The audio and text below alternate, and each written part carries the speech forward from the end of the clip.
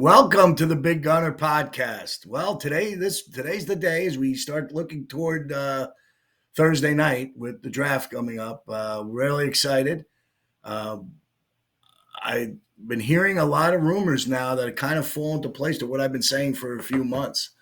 That the Giants are entertaining offers of the third pick of the draft to maybe move out. Here's the complexity of this whole thing, and it's different than any other time. I think as a Giant fan, we know that the jobs of Joe Shane and Brian Dable are in limbo. We know that they have to get off to a decent start. A 1-5, 1-6 start could mean they're both gone by week 8. So to me, more so than even the draft, is where the schedule comes out and how tough it's going to look very early. Again, the schedule, we have one of the toughest schedules in the league. Nothing's favoring us. I think more important than the third pick of the draft is how healthy we are throughout the season. I think absolutely this team has got to stay healthy because weaker teams slow on in depth. They don't have the players, in certain areas in which they can, be able to replace serious injuries. And I think what the Giants have addressed in free agency, a little bit on the defensive line, a lot in the secondary, brought back the line that they had, which tells me a lot about where they think this thing is basically falling on top of quarterbacks' legs and play last year.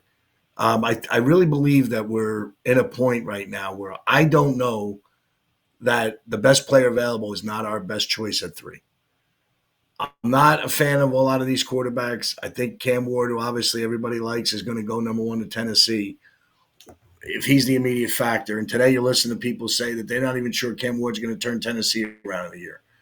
But we need to have a successful 7-8 win season. Have to.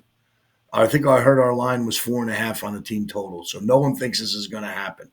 So maybe it was about Daniel Jones last year, but I think matters are worse this year.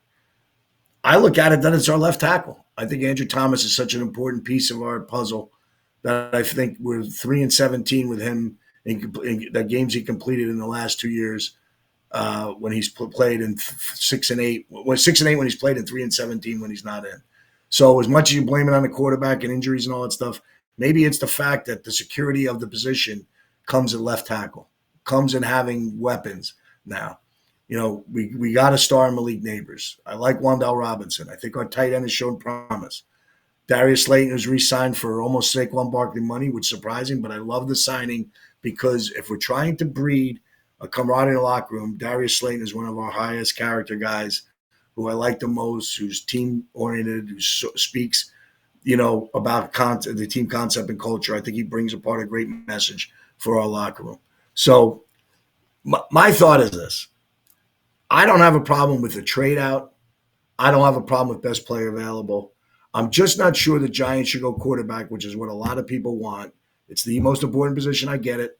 But being around the Giants, for the limited time I was there, 40 years ago, and, being a fan and watching it so closely as I do, I just think best player available is what we need to do.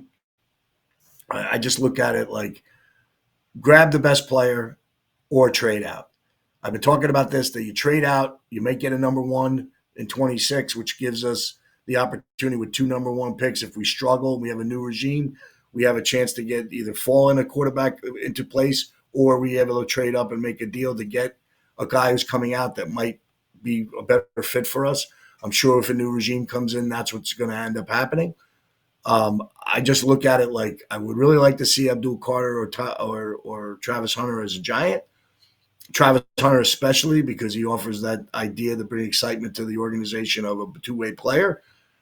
Which, a guy who wants to play 2 ways, which I think is going to be really difficult to do in this level. But is he the athlete? Is he that player? Because if he can do it, it's a huge boost for our morale, our fan base, and all that comes with it. If we trade out, do we trade out and our quarterback, someone trades up and gets our quarterback and we're not looking at quarterback? Do we look at offensive line again? Do we look at secondary? Do we look at, an edge guy down the line? So the Giants, hopefully, if they're thinking of that and entertaining these trades, they have a plan in place. Getting 4 picks in the first 3 rounds is important. We're going to get players. 8 picks overall in the draft is a good thing. So I feel positive. If we have a draft like we have last year, I think we can only get better. But I just don't see us going after a quarterback. And in the position that we're in now, getting Jameis Winston, getting Russell Wilson, I kind of look at it like, let's see what plays out. But I will not be surprised if we trade the pick. I will be happy about that if we get the right return for it. And I also like to see if we might pass on a quarterback, not take a reach at 3, and maybe look at Tyler Shaw. I know I'm hearing Jalen Milrose spots that he's going to be at the draft, which means he's probably going at the end of the first round or somebody. Do the Giants want him as his first or second pick of the second round?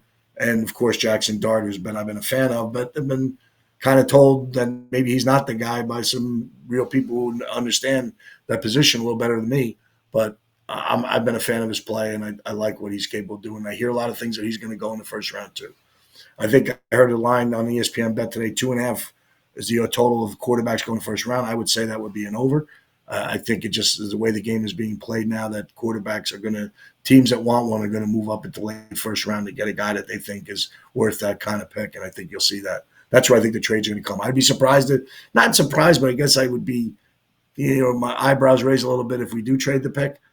Tough to trade out of the third pick, but hopefully you're getting the right return, which means somebody wants something big for it. So we'll get ready for Thursday night. We'll come back to you. I'll be talking to you on Monday on Bury Your Bookie, and I might have a show maybe Sunday morning to go over the last 3 days draft and go over all 7 players. But if not, we'll be back here Tuesday, talk about everybody we drafted and where we're headed. So now on to the hockey playoffs. Last night watching Edmonton, who I gave out on the Big Gunner Instagram, the Big Gunner 1984, suffered a loss. We won on the Detroit Pistons. I thought they would keep that game close. I'm surprised they won, but didn't really shock me. But boy, the Edmonton game was something else. I'm watching the game, 5-2, gets to 5-5. They give up a fluke goal, a bouncing puck over the top of Skinner's shoulder, lose 6-5. But what a great comeback by the Edmonton Oilers. We should give them confidence in the series. Capitals play a 3-2 overtime game. Canadians come back with 2 late goals to go. The Colorado-Dallas game was fantastic, 4-3. It just goes down to show you how great the hockey playoffs games are. All one-goal games last night, all exciting. Hockey getting their good start. And tonight it's the Florida Panthers, who we are going to pick in the series, but we're not going to pick them in game 1. We're going to say they're getting Tkachuk back. It's going to take them to get their legs. We like Tampa Bay Lightning tonight in that game, but we like the Panthers in the series. Also, we just think it's, kind of a, it's going to be great hockey. I think the hockey playoffs the last few years have just been fantastic and no disappointment last night. Excellent hockey and looking forward to the games the rest of the week. In the NBA, last night we had Detroit, second game was a good game. The Clippers desperate for a win, come back and get a win there. Thought that Kawhi Leonard showed up and played as good a game as I've seen him play in a while, making shot after shot after shot. I thought the Jokic is having a little bit of struggle. I think the Clippers now might take control of the series, maybe win 2 back there and knock out Denver. I think Denver made a mistake in firing Michael Malone. I think it'll show up here in this series. And the big shocker to me also was how Golden State shut down Houston. I thought that was a shock, as well as Memphis is getting beat by 51. I knew OKC was good. I don't know if they're that good. So tonight, in the games tonight, we have Indiana and Milwaukee. Indiana is a 4-point favorite. Kind of think by what I saw that maybe Damian Lillard, who's questionable to play, is going to play. I think he's a must. The only way they stay in the series is if they get him. I'm going to say if play, no bet. If doesn't play, I kind of like Indiana. I think you'll see that line shoot up to 5.5 if he's announced he's not playing. I kind of would say I would like Indiana, even if he does play, freaking coming off a blood clot. He might not be in condition to go long minutes, but I think he does give him a presence which should create some openings in the offense for Milwaukee.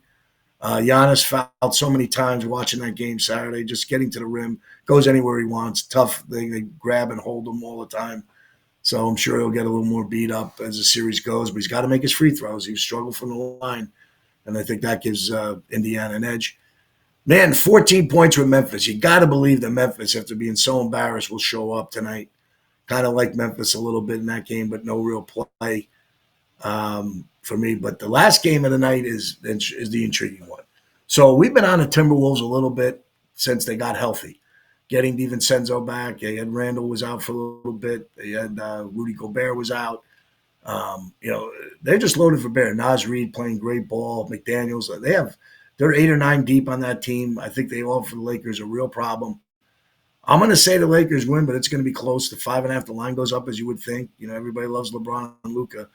But when you get past that, they really don't have guys that I think can put fear in Minnesota's eyes. And I think, watching game one, maybe LeBron is showing a little bit of signs of age. I mean, he made that great block and stuff, but we'll see what happens and where his mindset is tonight. There's must win for the Lakers. They should come out. I'm sure people like them. I'm going to go the other way and take my shot at Minnesota. So basically on the golf last week, we were looking at the Heritage. Justin Thomas gets a huge win in the playoff. I thought it was very, again, an emotional win for these guys. These golfers just really struggle with the grind of playing hard every single day and what it takes to win. A lot of work. Guess it should be celebratory. I guess I better lay off kind of that little golf hard run I've been taking on. But so it's, saw Justin Thomas get a really nice win. And, in baseball, we've kind of been enjoying a little bit of the baseball season. Watching Ohtani gets out on a paternity leave, which I find fascinating. San Francisco Giants playing really good ball. Cincinnati Reds put up a 24 spot. They come down here and get beat by the Marlins. Don't put up any runs the next day. So baseball is in flux and tough to find. Tigers playing very well. We thought early in the year would have a good year. So we're bouncing around everything. We'll be back with you next Tuesday. Shortened version today. Sorry for the late start. More NBA playoffs. The Heat, the Miami Heat struggles have been epic. And I found something out that I've watched and I've heard for a while that I'm starting to really believe.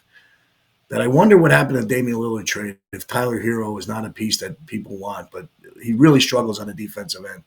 I think if you're watching Miami Heat, it's really tough to bet them knowing that he is a liability. I know he scores, a lot of points and he averages over 20 a game, but boy, he looks like he really struggles. I wonder how frustrating it's going to be for the Heat team to keep going. I love Davion Mitchell. I like Alex Burks. But they're small outside pieces that you don't really talk about when you're trying to build something. But we'll see if they can keep it close. I don't think so. I think Cleveland will win this next game going away and probably take this series in maybe 5.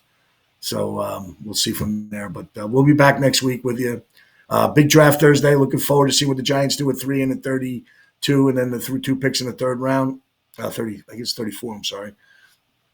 So the Giants have those 2 big picks, and hopefully, if we make a trade, it's for the right value. But I'm really excited. I just don't think it's going to be a quarterback. Really won't be happy. I trust in this front office, but just remember that this is about keeping a team winning right away. It's not about the Giant. It's in the immediate future, not the 3 or 4 year down the line future. And what I see at the quarterback position right now is really a tough spot to get that player that we want, that we think is going to be that franchise guy in this particular draft. Hopefully next year something shows up that looks better. A lot of talk about Arch Manning, but I'm not sure. So I would hope that it's either a Travis Hunter, Abdul Carter pick, or a trade. But we'll see what happens and see if I'm right. We'll talk to you later in the week or next week, and we'll be on Thursday on Bury Your Bookie. I think we'll be on Thursday. We're going to do the show. So we'll talk to you then. Take care.